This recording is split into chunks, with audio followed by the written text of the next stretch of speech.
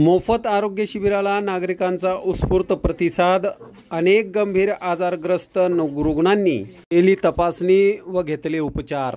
सातपुडा पर्वतरांगांच्या पायथ्याशी वसलेल्या बुलढाणा जिल्ह्यातील संग्रामपूर तालुका हा आदिवासी बहुल भाग म्हणून ओळखला जातो। या परिसरात किडनीसह अनेक गंभीर स्वरूपाच्या आजाराने नागरिक त्रस्त आहेत। याचा विचार करून सामाजिक बांधिलकी जोपासत वन बुलढाणा मिशन व राजश्री शाहू मल्टीस्टेट आणि गोदावरी फाउंडेशनच्या संयुक्त विद्यमाने संग्रामपूर येथे मोफत आरोग्य शिबिराचे आयोजन करण्यात आले होते। या शिबिरामध्ये तज्ञ डॉक्टरांकडून अनेक गंभीर आजाराने ग्रस्त असलेल्या रुग्णांची तपासणी करून औषध उपचार करण्यात आला।